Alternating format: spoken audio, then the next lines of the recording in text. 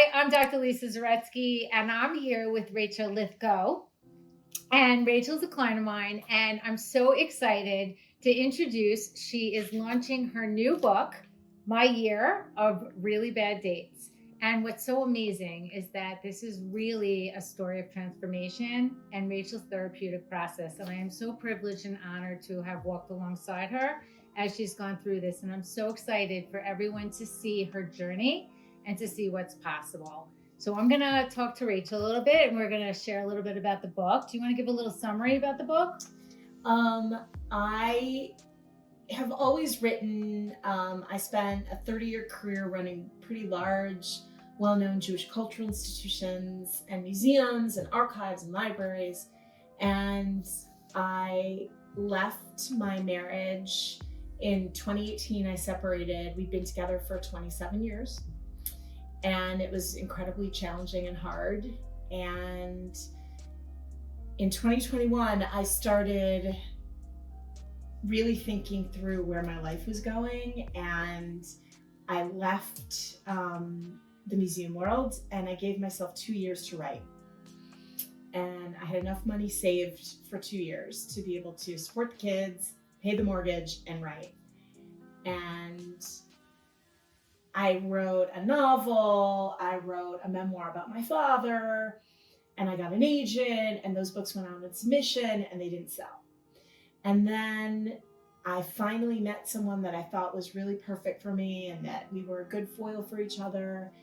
And maybe 9 months in, he essentially joined kind of a self-help cult and moved to Phoenix and announced within a 5-day window that he was done. And it really was shocking. And I thought, well, if he can find Rachel 2.0 in 2 minutes, I will find Joe 2.0 in 2 minutes. So I started to think that if I could just find someone who would choose me, everything would be fine. And it was a whole lifetime of the external fixing the internal. And, it didn't go great. Right. And I met you at a time where you had really reached rock bottom. And even the text you sent to me, Leah suggested that I call you. You didn't even have a name. So I texted you back. Who are you? I texted you back, right? Could you tell me your name first? And actually, that led to a really amazing therapeutic relationship. One thing led to another. And because we were able to be real and go through the steps, you really had an incredible journey. And you were very open to what was possible and the options that you had. It was traditional therapy and counseling. And then there was this hypnotherapy coaching with the foundation of RTT, which was really transformational for you. However, you shared with me when you first came in that you were really hesitant about therapy. And do you want to talk a little bit about what your hesitancy was and where that came from? I mean, I have been in therapy on and off since I was like 12, right? Because my parents were divorced when I was very young. I mean, not conscious, really. I have no memory of my parents together. And they were very challenging in a lot of ways. My parents, and I was a big challenge for them in a lot of ways. I think, it was a generation. I was raised in a religious Jewish family. It was very taboo for the divorce. I was supposed to toe the party line and sort of be the good daughter and dress in the outfit and go to the shul and go to the school and marry a Jewish accountant and join the country club. And I didn't do any of those things from a young age. I had just different interests. And I think this was very baffling to both my parents because they couldn't really comprehend why I didn't want what they had. And so, I was in therapy, and I remember I had this wretched teacher in 9th grade, and he hated me and I hated him. We had a long back and forth, my science teacher in 9th grade. And at one point in the middle of class, I was kind of his favorite toy to play with. And at one point in the middle of class, he had clearly gone through my file, right? And at one point in the middle of class, he looked up and said, "Hey class, did you know Jagoda comes from a broken home? Wow. And she's in therapy." And I was mortified. Through our entire process, that's the first time I'm hearing this part. Wow. I was really mortified by that. And I have to say, to my classmates' great credit, he was such an awful man that even the like snotty, jerky kids were so uncomfortable with this, because if he can read her file, he can read my file. I don't want that. So I think like it was just like it was never to be discussed. Mm-hmm. And, you know, I went through various therapists and I didn't have very good therapists. I had one fantastic therapist, Caitlin, who I just adored, in Los Angeles when I lived there after college. And I went to her for years and she was very helpful. But my ex-husband is an actor, but he's also a marriage and family therapist, and he really loves therapy. He loves process. And so we were in and out of therapy. We had premarital therapy. We were in and out of therapy when we were married. He was very encouraging of me to be in therapy. He was also, and I had just, by the time I was 30, I just had enough. And we tried even to go to therapy again when we split up. And it just didn't work. I just had it. It was just like, tell me about your mother again. You know, I can't take it. I'm not Woody Allen. I don't want to, and I'm not into Jungian analysis, bless him, but I'm not interested in laying on a couch for 15 years and talking about archetypes. Yeah. Yeah. And I was just over the whole process. I thought that I had achieved everything that I could from the one great therapist that I had. Mm-hmm. So then what made you reach out for help again? And on that note, to me? Well, I didn't reach out and had no plans to reach out.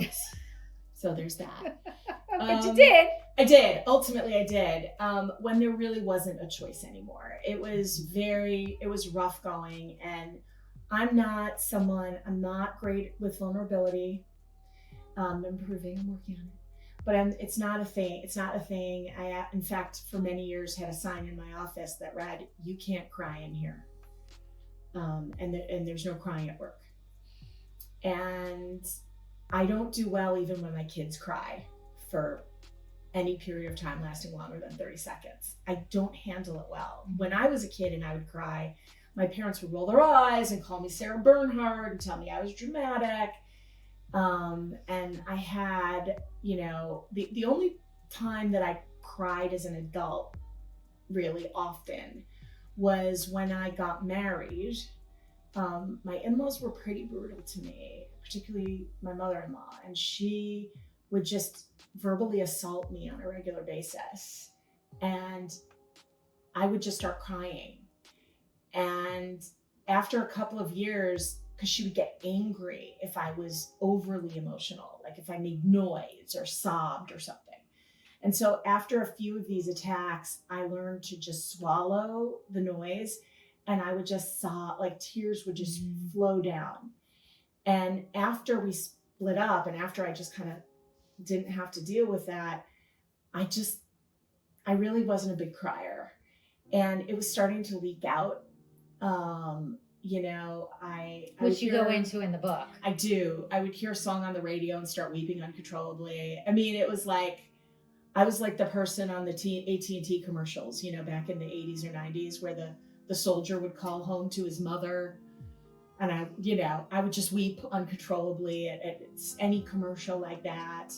And I didn't want my kids to see it because it was a lot. Yeah. It was a lot. And as the months were on, I couldn't stop the tears. Yeah. I couldn't stop them. They sort of had a mind of their own, right? So when you suppress everything and you squish everything down to make everybody else around you uncomfortable, you're the one who ends up with 2 vascular hernias and a bleeding ulcer, which I had. And it's true, like, the body pays the bill for the credit the mind keeps charging. Right. And one of the things that was notable when you came in was that you blamed yourself for everything and Oh. thought everything was your fault, which is really where we started. And there was a lot of self-talk that was self-sabotaging. And do you want to talk about some of the self-talk that got in the way of you reaching out for help, and then some of the self-talk that you had prior to going through the hypnotherapy and the coaching program, and then how that slowly transformed and discerning that difference? I mean, when I was a kid, again, it was very clear that anything bad that had happened to me was my fault. I mean, even as a kid, if I had a fight with another kid, my mother would take the other kid's side, no matter what. It was always my fault. And my father, may he rest in peace, his favorite way to start a sentence with me was, "What kind of idiot does?" Insert what I had just done, right? And his father was very much like that, Family patterns.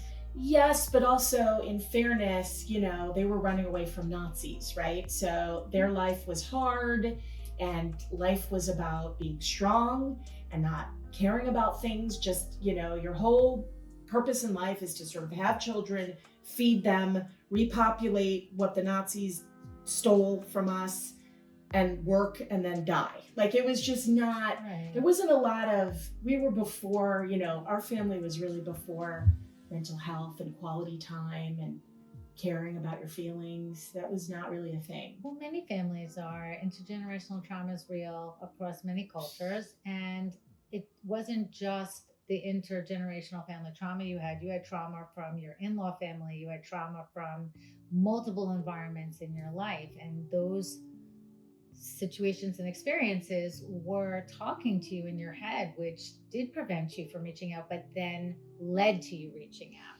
I had lunch with my girlfriend Leah, and she had reached out to me because she hadn't heard from me in a while, because I tend to go underground when I'm really in a bad place and not sort of talk to people. And she was like, "Dude," and she's loud and she's nut, and I love her. And we went out to brunch, and I had made a promise to myself, the next time someone asked me how I was, which I say in the book, I was going to tell the truth. It was toward the end of the book. It was a long process. So she finally said, "What is going on with you?" And I said, "I'm fine." And she went, "Are you?" And I was like, no, I'm not fine. She was like, "That sounds more real." And I talked to her, and she said, "You have to go to therapy." And I immediately pulled a teenager-y eye roll and was like, "Oh, not again. Oh, no, I can't," And she's like, "Nah, not lay on a couch, talk about your mother. I'm talking about this therapy. You got to see this therapist. She's great. She got this whole thing, and it was hypnosis." And I was like, "Hypnosis? I'm not trying to quit smoking. What is wrong with you? I'm not doing that. And I'm going to end up, barking like a dog and clucking like a chicken. No, I'm not doing that." Which you said. Which I said. I did say that And too. you talk about that in the book too. I do. In pop culture, when we talk about hypnosis, right, on TV, or, my only interaction with that was, quitting smoking, which I had heard had worked for some people. Yeah. It did not work for my father. He tried it. He tried everything. He ended up chewing nicotine gum till he died, basically. Or in movies, like Dead Again, which came out in the 90s, and that was, they hypnotize her to discover who she really is, and she has visions, and in all these movies, hypnosis is like this big scary thing that sort of leads you to become a CIA agent that kills people. You know what I mean? Right. I mean, this is kind of what hypnotherapy is supposed to look like. Right. And I really thought it was a gag. Right. The theater of it. Well, because that's how it's portrayed. 100%. I see what you're saying. And so I was very skeptical, but Leah threatened me is the reality. I mean, she said, she texted me, here's the contact information. If in 1 week I learn that you have not reached out, I am coming to your house and picking you up and taking you there my damn self. So the choice is yours. Incidentally, she did the same thing. I was very, very hesitant to hire a divorce lawyer. I didn't want to. We were going through mediation while I was recovering from the 2 vascular hernias and the bleeding ulcer. My ex-husband hired an attorney and served me while I was recovering from this surgery without telling me, after we had gone through mediation and I had already signed the mediation paper. Right, I remember you telling me that. And, she came over to drop off soup because I had just come out of the hospital and wasn't eating. And she saw me in a heap on the floor, and I showed her the paperwork, very teary-eyed. And she looked at it and she said, "Get dressed." I said, "Get dressed? I have a dream. What do you get dressed? I'm not going anywhere." She said, "Oh, yes, you are." And she just called the woman who ended up being my divorce lawyer and called her up and said, "Clear afternoon, I'm bringing you someone, and she's bringing the checkbook." And, she really meant business. And so I knew that she would make me miserable if I didn't. And so I reached out, and I did after you responded, and I gave you my name. I should have given you, for a minute, I thought about giving you a fake name. My name is Tulip Bernice Vanessa. I don't know, but I did feel a little bit better. It felt like I was being proactive to get myself out of the mess that I had created for myself, in essence, for the first time. Well, you took the first step. Yes, and I hadn't. I'd been taking all these circuitous, sort of external fake steps that I was pretending were steps, right? So I was telling myself, I don't know if you'd qualify this as negative self-talk, but I was telling myself, I don't really need therapy. I'll just, do this. I'm getting together with my oldest, dearest friends this weekend, and I'll talk to them and they'll fix it. I'll go on a date and meet someone and he'll fix it. I'll just throw myself into writing and the writing project will fix it. I'll, go to these dance competitions and merge with the dance moms and they'll fix it. And the reality is no one can fix it. Exactly. You have to fix it. Right. You have to fix it from within. And so those were the voices that were speaking to you that got in the way until, and we talked about this, you were ready to live another way.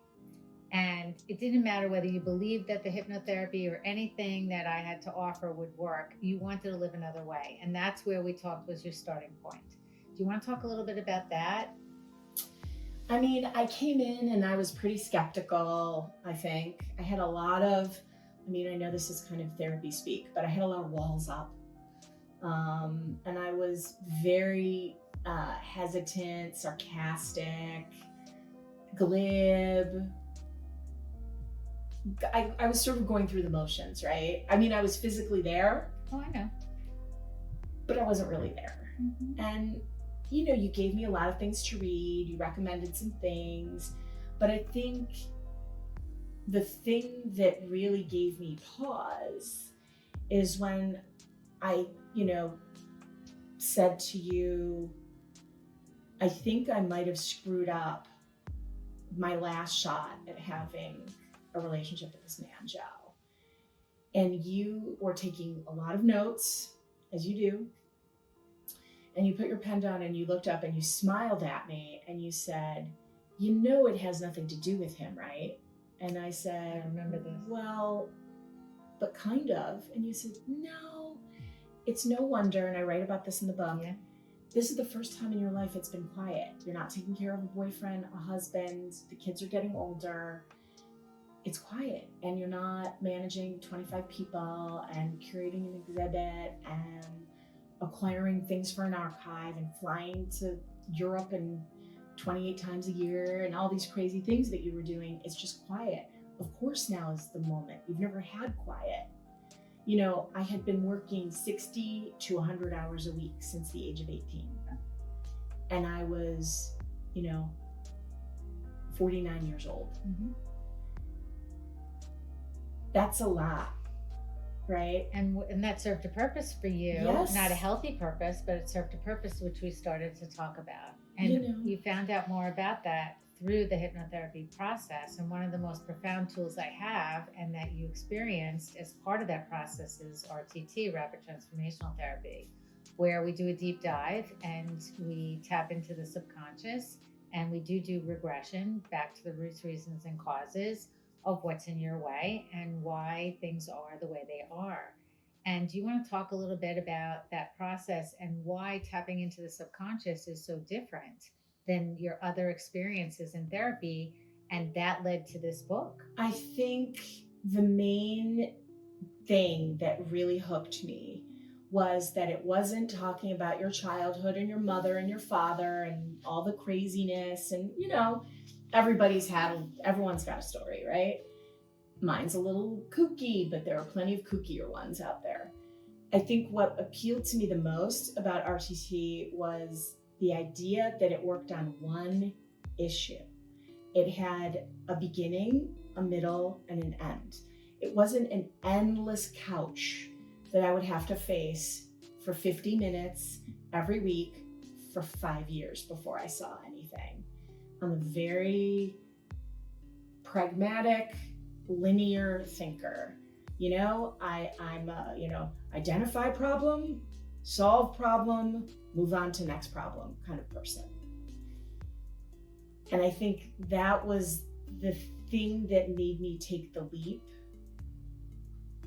was that I might see an actual result in less than a year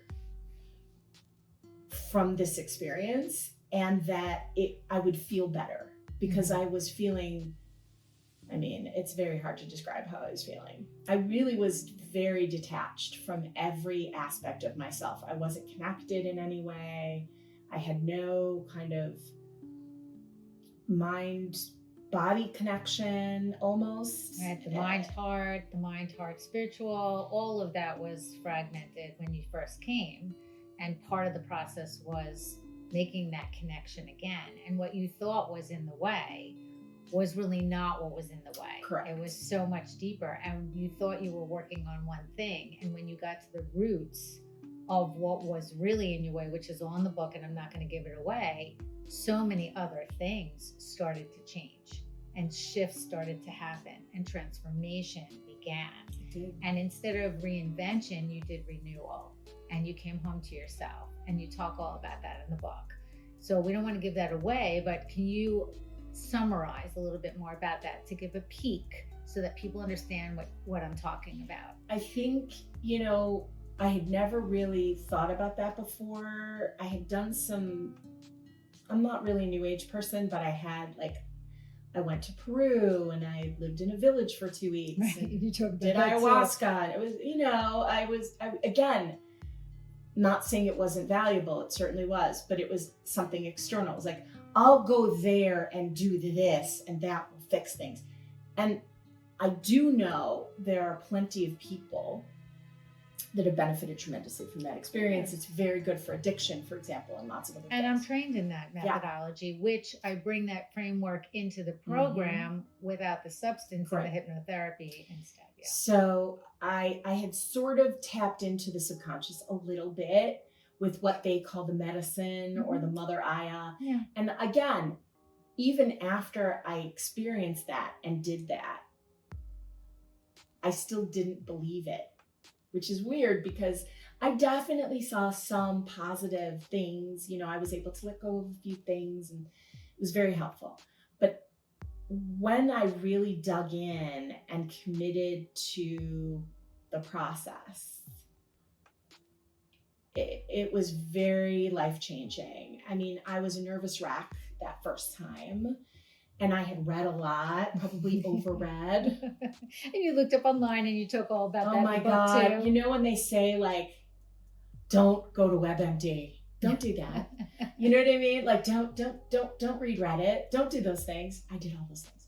But you do it in a very humorous I did all those way. things. And you talk about it in a very humorous way. Yes. Very funny, as people will read, they'll see. But I still was so low that I thought like, okay, so I'll cluck like a chicken. Like, I don't know what to say. Like, if she wants to implant me to do something crazy, I will, but at least let me try it. And I don't believe in doing things halfway. So if I was going to commit to it, I was going to commit to it.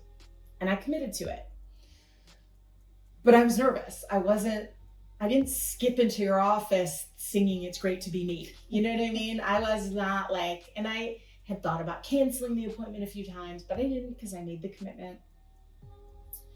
And that first time, I don't have a lot of memory of the work itself because I actually did not believe that I could be hypnotized. I thought that I was, I'm too smart for this. Oh, I remember this. Yeah, I'm an arrogant bitch. She's not going to be able to put me under.